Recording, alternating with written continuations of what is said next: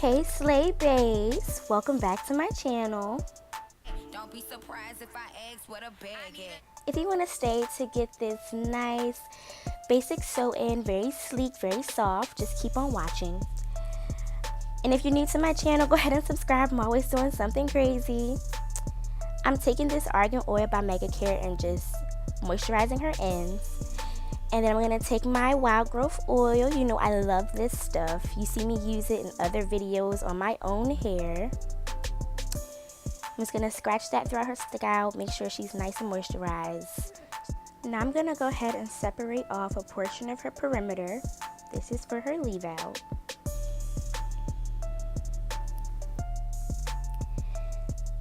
Same thing to the other side. You're going to see me being very, very gentle. You do not want to put any stress on the edges of your client's hair. And guys, excuse me, I'm very messy. I've been doing makeup and hair all day. I got swatch lipstick on my hand, maybe a smudge on my shirt. Just, excuse me. Next, I'm going to be portioning off her side part section so she can have enough leave out.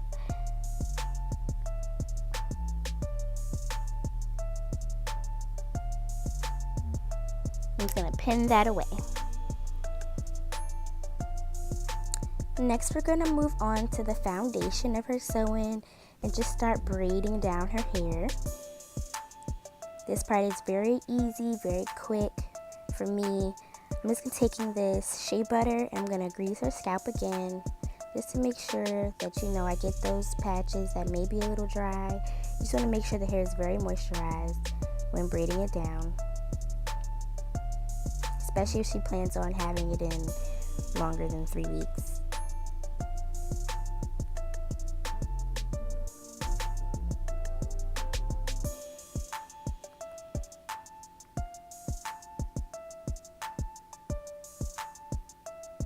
And this part is pretty self-explanatory. You're just going to keep on braiding, and when you get midway down for the next few braids, you're going to be connecting them by the ends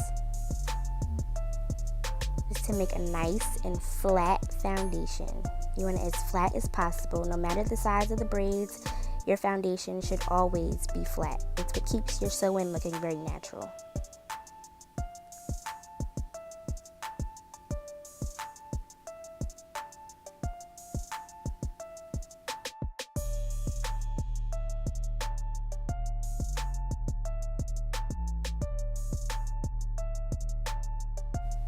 And guys, remember to take down those very fragile like baby hairs.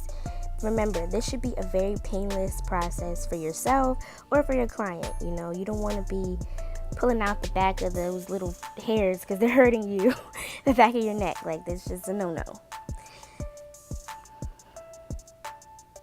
And as you all have probably noticed, I've moved on to the other side. And I'm just going to keep on braiding down that foundation, making sure it's nice and firm, neat. I'm just going to speed this up a little.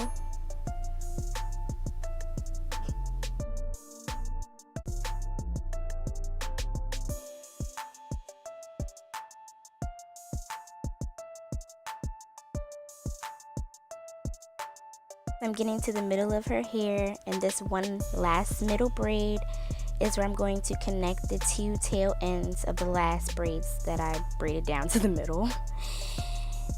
And that just makes it easy to connect them and sew that one braid down. Now I'm going to take that shea butter one more time all throughout her hair. And I'm going to start with my longest bundle. She has about 2.5, almost 3 bundles of 22 and 20 inch. Now I'm going to add a little knot to the end of the thread. This basically, if you've ever pulled your thread through for the first time and it just slips right on through, my little baby knot stops all that, okay? Because that is really annoying. So I just knot the very end and it stops it right in its tracks, and I can just go on about my sewing with no problem.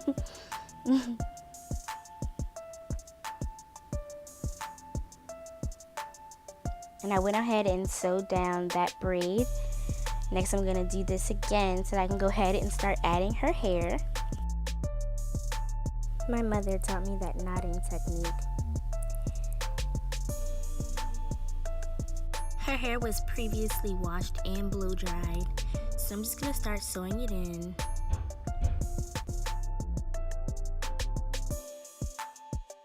And guys, notice when I first add the hair in, I'm sewing directly underneath the foundation of her braids, just so that she doesn't have that gappy look, like she doesn't have hair at the bottom of her head. So you're just gonna make sure you start underneath, and even if she wanted to pull it into a low ponytail, she could do so. And I forgot to mention to you guys, I am doubling up her wefts, just so that she can have a nice full look on her sew-in. I feel like single wefting gives you more room for gappy spaces, so doubling up is always best. And I like to use the flip over method. Right here you see me being very firm so that those wefts are very seamless. You know, it eliminates that bulky look around the foundation of her sew-in. And when you touch it, it's flat to the touch, like no bulkiness, ladies.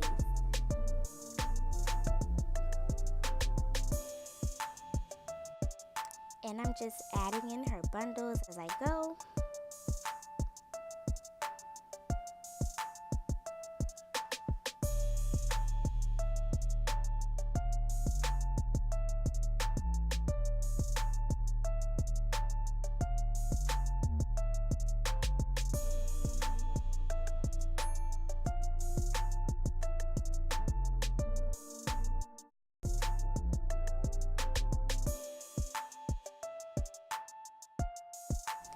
And as I get closer to where I did my first flip over, to the side of her head, I'm just gonna go ahead and sew under the foundation of her braids again, for the same previous reasons.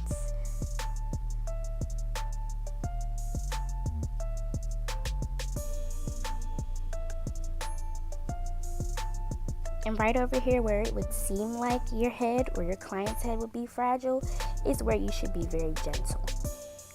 Always. I'm being very gentle.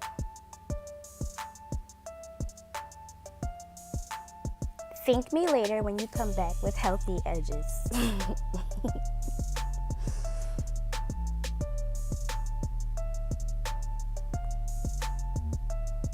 And making sure that's nice and flat, I'm just gonna keep on sewing.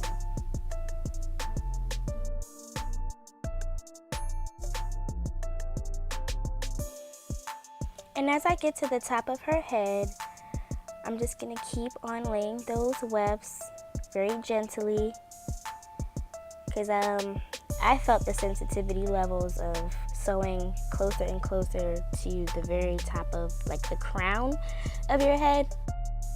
And now that I'm finishing up, I'm just gonna go ahead and speed this on up.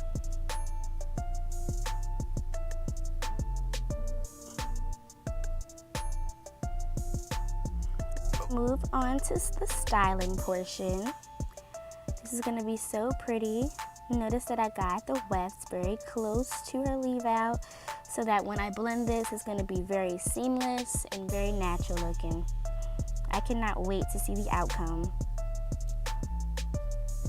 I went ahead and parted her side part, and I'm just gonna start straightening her leave out. I usually like to do one pass, and I've already moisturized her hair, so I don't need to add any oils or heat protector. Her hair is nice and saturated already.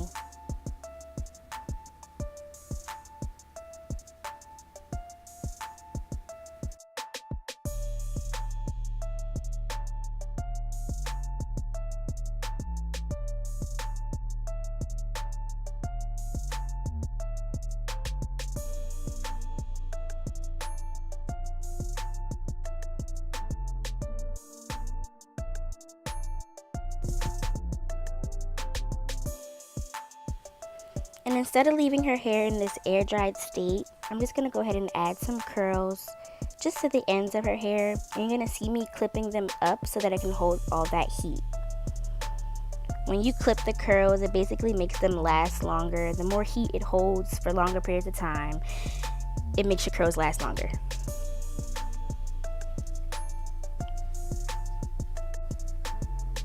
I'm I'm going to be curling away from her face. And then there's going to be some other curls that I curl in the opposite direction, just so that they all don't mesh together into one, you know, how they fall. They still have some form if they're not all in the same direction. But mainly away from her face. And the curls won't be very uniform. This is very freestyle. And just giving it some body. It's already nice and fluffy and dry.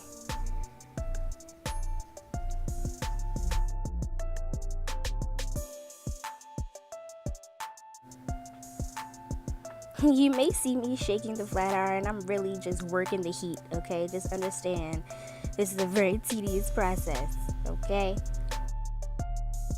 You want to avoid flyaways. You just want a nice and smooth curl.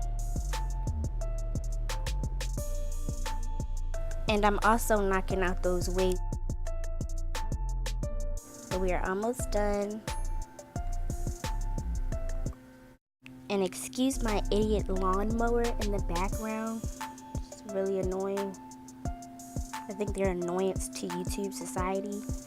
Always interrupting somebody's voiceover.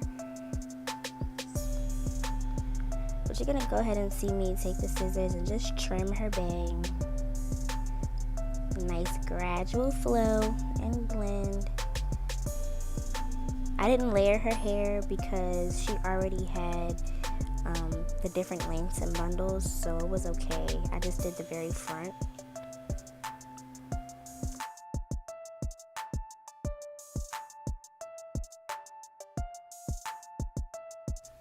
I'm gonna go ahead and clip this there, and I'm gonna start working on the perimeter of her hair. I'm gonna flat iron it. Remember, I said it's already nice and moisturized, so I can get straight into flat ironing.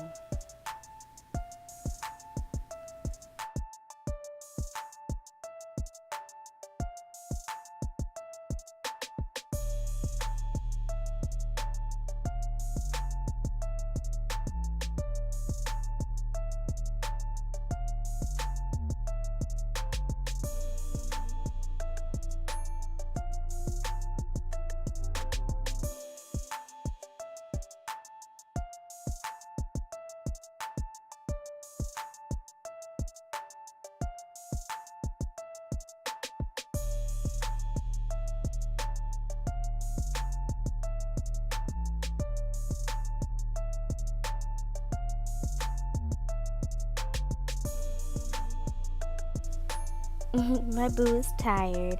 I just wanted to show you how seamless it is. I love the leave out method. I'm gonna take my edge booster and just go ahead and slick her edges down.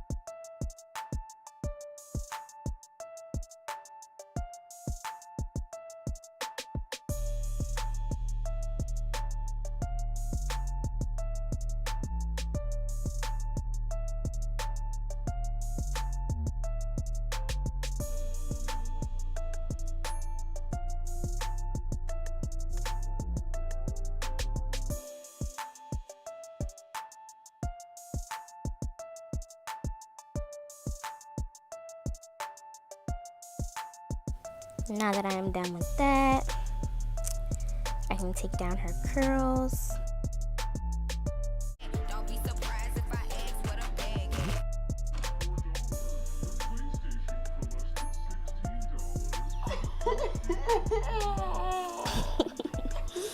I am in love with this look. She is all finished. Don't forget to like this video, guys. There goes my baby girl Jip in the back. But I'm going to be uploading some more content for you guys. Go ahead and subscribe to my channel. Thank you so much for watching, and hope you guys come back soon. Love you guys, and I shall see you soon.